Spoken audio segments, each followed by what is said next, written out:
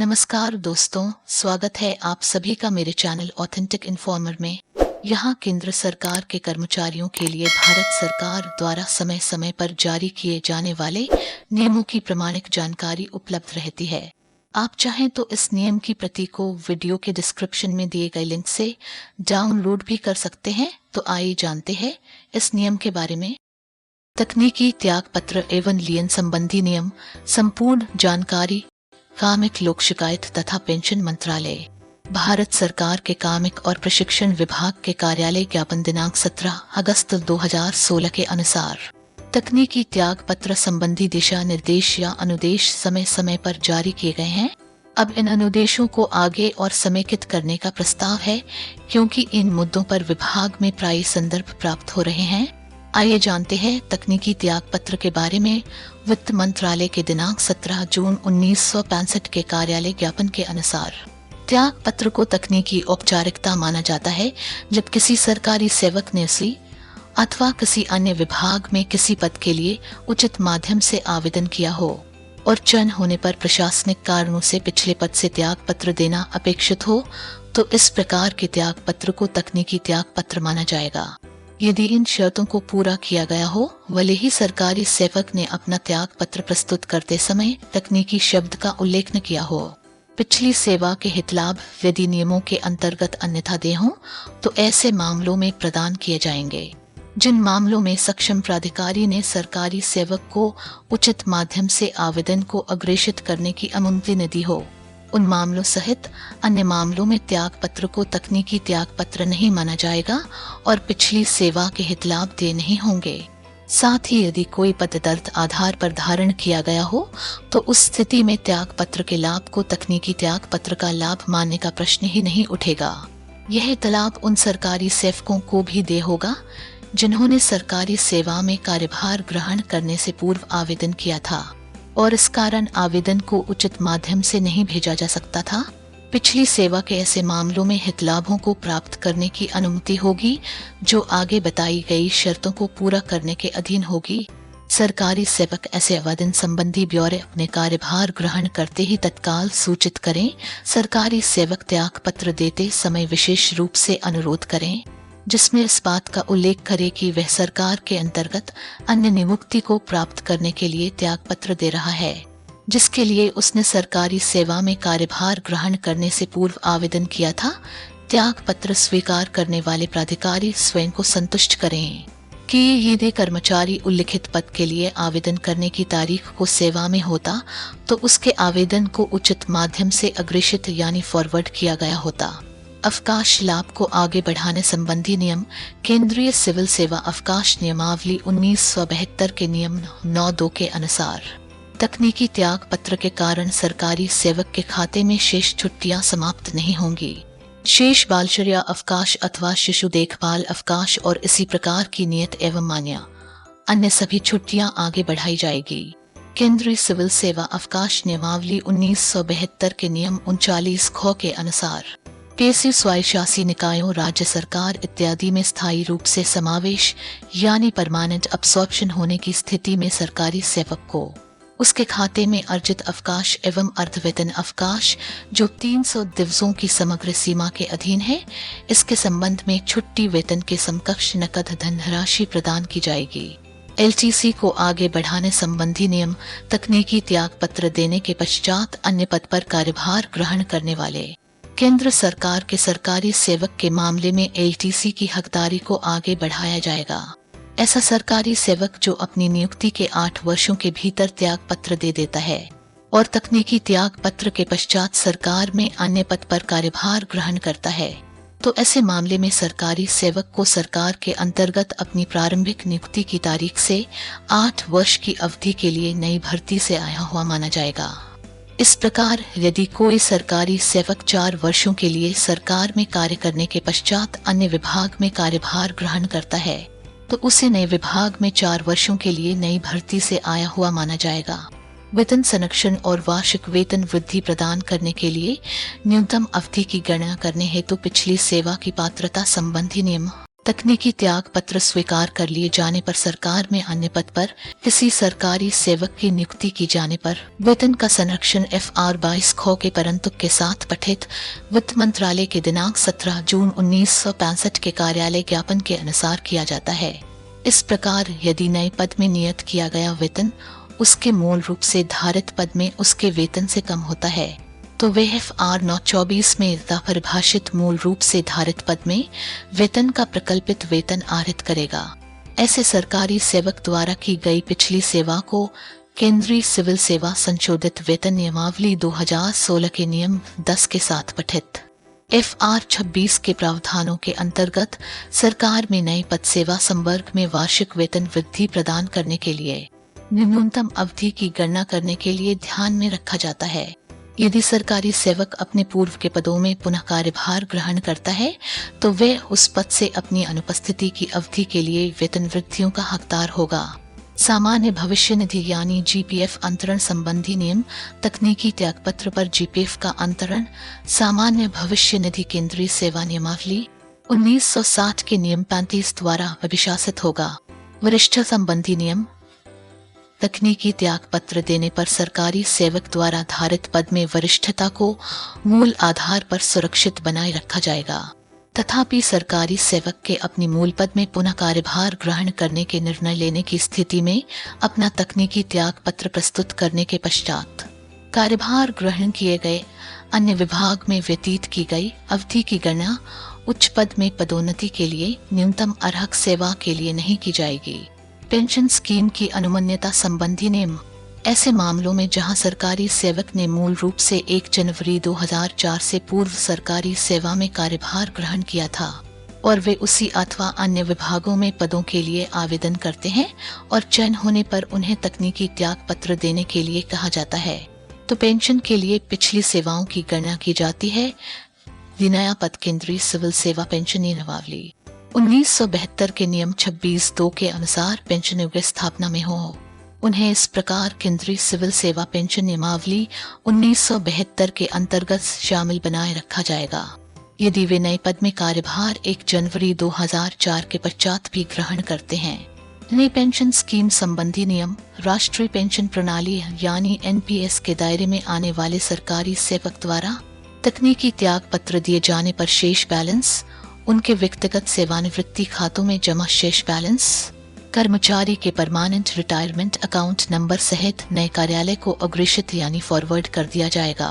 मूल विभाग से वर्तमान विभाग में सेवा पुस्तिका का स्थानांतरण संबंधी नियम पूरक नियम यानी सप्लीमेंट्री रूल्स SR 198 के अनुसार किसी सरकारी सेवक की सरकारी सेवा में प्रथम नियुक्ति की तारीख से सेवा पुस्तिका का रखरखाव किया जाता है और इसको उस कार्यालय प्रमुख की अभीक्षण में रखा जाना चाहिए जिस कार्यालय में वह कार्य कर रहा है और सरकारी सेवक के एक कार्यालय से दूसरे कार्यालय में स्थानांतरित होने पर सेवा पुस्तिका को भी स्थानांतरित किया जाता है। चिकित्सा जांच की आवश्यकता संबंधी नियम जिन मामलों में किसी व्यक्ति की उसकी पूर्व नियुक्ति के संबंध में किसी चिकित्सा बोर्ड द्वारा पहले ही जांच की जा चुकी हो तथा नए पद के लिए निर्धारित चिकित्सा जांच का मानक समान हो तो उसे नए सिरे से जांच करवाने की आवश्यकता नहीं होती है। चरित्र एवं पूर्ववर्तित का सत्यापन संबंधी नियम केंद्र सरकार के किसी कार्यालय में मूल रूप से नियोजित किए गए किसी व्यक्ति के मामले में यदि उसे पूर्व कार्यालय से कार्यमुक्त करने की तारीख और नई नियुक्ति की तारीख के बीच अंतराल की अवधि 1 वर्ष से कम होती है तब यह पर्याप्त होगा यदि नियुक्ति प्राधिकारी नियुक्ति करने के पूर्व उस कार्यालय में पत्र भेजकर स्वयं को संतुष्ट कर लें जिसमें उम्मीदवार पूर्व में नियोजित किया गया था कि कार्यालय ने उसके चरित्र एवं पूर्ववृत्तों का सत्यापन किया है तथा उस कार्यालय में नियोजन के समय उसका आचरण सरकार के अंतर्गत नियोजन के लिए उसे अनुपयुक्त नहीं बनाया है। तथापि यदि किसी व्यक्ति के अपने पूर्व कार्यालय से कार्यमुक्त होने के पश्चात 1 से अधिक वर्ष बीत जाता है तो दिनांक 2 जुलाई 1982 के कार्यालय ज्ञापन के अनुसार सत्यापन नए सिरे से पूर्ण से किया जाए। धारणाधिकार यानी लियन संबंधी नियम लियन को मौलिक नियम यानी फंडामेंटल रूल्स FR 913 में परिभाषित किया गया है। ये किसी सरकारी कर्मचारी चाहे वह स्थायी हो अथवा अस्थायी की अनुपस्थिति की अवधि के तत्काल अथवा अनुपस्थिति की अवधि समाप्त होने पर पद धारण करने के अधिकार का प्रतिनिधित्व करता है। किसी पद सेवा संवर्ग में लीन रखने का लाभ ऐसे सभी कर्मचारियों द्वारा लिया जाता है जो प्रवेश के पद सेवा संवर्ग में स्थायी हो अथवा निर्धारित परिवीक्षा यानी प्रोबेशन पूरा किया हुआ घोषित कर जिन्हें उच्च पद में पदोन्नत कर दिया गया है। ये उनके लिए भी उपलब्ध रहता है जिन्हें ऐसे उच्च पद में नियमित आधार पर पदोन्नत कर दिया गया है, जहां नियमों के अंतर्गत कोई परिवीक्षा निर्धारित नहीं की गई, जैसा भी मामला हो। हालांकि उपर्युक्त अधिकार इस शर्त के अधीन होगा कि यदि किसी भी समय ऐसे पात्र व्यक्तियों की संख्या उस संवर्ग सेवा में उपलब्ध पदों से अधिक होगी, तो संवर्ग के सबसे कनिष्ठ व्यक्ति को निचले पद सेवा संवर्ग में वापस भेज दिया जाएगा। ऐसा सरकारी कर्मचारी जिसे किसी पद पर धारणाधिकार प्राप्त हो चुका है, इस स्थिति में उस पर उसका धारणाधिकार बना रहेगा। उस पद के दायित्वों को निर्वहन करते हुए, विदेश सेवा के दौरान या कोई अस्थायी पद धारण करते हुए या किसी अन्य पद पर स्थानांतरण के रूप में कार्य करते हुए, किसी अन्य पद पर स्थानांतरण होने पर कार्यभार ग्रहण करने के समय के दौरान, जब तक उसे निचले वेतन पर किसी पद पर मूल रूप से स्थानांतरित नहीं किया जाता, जिस मामले में उसका धारणाधिकार पुराने पद के उसके दायित्वों से कार्यमुक्त होने की तारीख से नए पद में स्थानांतरित किया जाता है, अवकाश पर रहने के दौरान और निलंबन के दौरान। सरकारी कर्मचारी द्वारा किसी पद पर धारणाधिकार प्राप्त कर लेने पर उसका किसी अन्य पद पर पूर्व में प्राप्त किया गया कोई भी धारणाधिकार समाप्त हो जाएगा। केंद्र सरकार के किसी अन्य कार्यालय राज्य सरकार में नियुक्ति है तो धारणाधिकार को बनाए रखने संबंधी नियम। केंद्र सरकार के किसी अन्य विभाग कार्यालय राज्य सरकार में नियुक्त कोई स्थायी सरकारी सेवक यदि 2 वर्ष की अवधि या आपराधिक मामलों में 3 वर्ष की अवधि के भीतर अपने मूल विभाग में वापस नहीं आता तो उसे अपने मूल विभाग से त्यागपत्र देना होगा। उसका आवेदन अन्य विभागों कार्यालयों में अग्रेषित करते समय उससे उपरोक्त आशय का वचन नए सिरे से लिया जा सकता है। आपराधिक मामले तब हो सकते हैं जब सरकारी कर्मचारी को 2 वर्ष की अवधि के भीतर उस विभाग कार्यालय में स्थायी नहीं किया जाता है जिसमें उसने कार्यभार ग्रहण किया है। ऐसे मामलों में उसे मूल विभाग कार्यालय में और 1 वर्ष के लिए धारणाधिकार बनाए रखने की अनुमति दी जा सकती है। ऐसी अनुमति प्रदान करते समय ऊपर इंगित किए गए नियम के अनुसार नए सिरे से उस कर्मचारी से वचन लिया जा सकता है। 2-3 वर्षों की निर्धारित अवधि को पूरा करने पर कर्मचारियों का उनके मूल संवर्ग में विस्तार प्रत्यावर्तन त्यागपत्र सुनिश्चित करने के लिए समयबद्ध कार्रवाई की जानी चाहिए। ऐसे मामलों में जहां कर्मचारी अनुदेशों का पालन नहीं करते हैं तो उपर्युक्त 1 और 2 के अनुसार तथा उनके धारणाधिकार को समाप्त करने के लिए उनके द्वारा किए गए करार शपथ का उल्लंघन करने के लिए उनके विरुद्ध उपर्युक्त कार्रवाई की जानी चाहिए। तथापि ऐसे किसी विचारण से पूर्व अधिकारी को यथोचित अवसर दिया जाए। बाहरी पदों पर चयन हो जाने के मामले में अस्थायी सरकारी कर्मचारियों को सरकार से संबंध समाप्त करना होगा।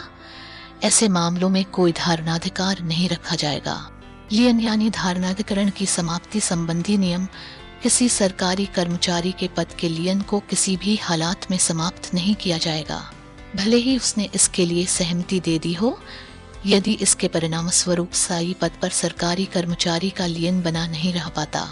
जब तक उसका लियन अंतरित यानी ट्रांसफर नहीं कर दिया जाता है, स्थायी पद पर मूल रूप से तैनात सरकारी कर्मचारी को उसके मूल पद इस आधार पर लियन देने से इनकार करना कि उसने अपना तकनीकी त्याग पत्र देते समय अपना लियन रखने का अनुरोध नहीं किया था, अथवा ऐसे सरकारी कर्मचारी को इस शर्त के साथ कार्यमुक्त करना कि उसका कोई लियन नहीं रहेगा, उचित नहीं होगा। किसी सरकारी कर्मचारी द्वारा उसके अपने मूल संवर्ग के बाहर किसी संवर्ग में स्थायी पद जो केंद्र सरकार के अंतर्गत अथवा राज्य सरकार के अंतर्गत हो, उस पर लियन प्राप्त करने पर मूल पद पर उसका लियन समाप्त हो जाएगा। कोई लियन नहीं रहेगा। जहां कहीं सरकारी कर्मचारी सरकार में अपनी सेवा संवर्ग पद से बाहर किसी पद अथवा सेवा में तत्काल आमिलन आधार पर गया है तो आमिलन की तारीख से कोई लियन नहीं रहेगा और सरकार द्वारा समय समय पर जारी आदेशों के अंतर्गत अनुज्ञा अधिकतम से अधिक बाह्य सेवा प्रतिनियुक्ति पर लियन का अंतरण यानी ट्रांसफर, जो सरकारी कर्मचारी ऐसे पद से संबंधित ड्यूटी का निर्वहन नहीं कर रहा है जिससे उसका लियन संबंधित है, तो उसे मूल नियम 15 के प्रावधानों के अध्ययन उसी संवर्ग में किसी अन्य पद पर अंतरित किया जा सकता है। कार्यभार ग्रहण करने का समय। कार्यभार ग्रहण करने के समय वेतन तथा यात्रा भत्ता। कार्यभार ग्रहण करने से संबंधित प्रावधान इस प्रकार हैं। केंद्र सरकार के कर्मचारियों और अन्य के लिए खुली प्रतियोगी परीक्षा और अथवा साक्षात्कार के परिणाम के आधार पर केंद्र सरकार के अंतर्गत आने वाले पदों की नियुक्ति के लिए केंद्र सरकार के कर्मचारी और राज्य सरकार के स्थायी अनंतिम रूप से स्थायी कर्मचारी CCS कार्यभार ग्रहण समय नियमावली 1979 के अंतर्गत कार्यभार ग्रहण करने के लिए समय प्राप्त करने के हकदार होंगे। कार्यभार ग्रहण समय को नई नौकरी में अर्हक सेवा के रूप में शामिल किया जाएगा। किसी सरकारी कर्मचारी को कार्यभार ग्रहण के समय उस अवधि के दौरान ET पर यानी ऑन ड्यूटी माना जाएगा तथा वह पुराने पद का कार्यभार छोड़ने से पूर्व आहरित वेतन के बराबर कार्यभार ग्रहण वेतन पाने का हकदार होगा। वह कार्यभार ग्रहण के समय के अनुसार महंगाई भत्ता यदि कोई हो को पाने का भी हकदार होगा। इसके अतिरिक्त अपने पुराने स्टेशन जहां से उसका स्थानांतरण हुआ है पर लागू मकान किराया भत्ता जैसे प्रतिपूरक भत्ते भी ले सकता है। उसे वाहन भत्ता अथवा अस्थायी यात्रा भत्ता नहीं दिया जाएगा। सरकारी कर्मचारियों और अन्य के लिए अनुमन्य इसी प्रतियोगिता और या साक्षात्कार के परिणाम के आधार पर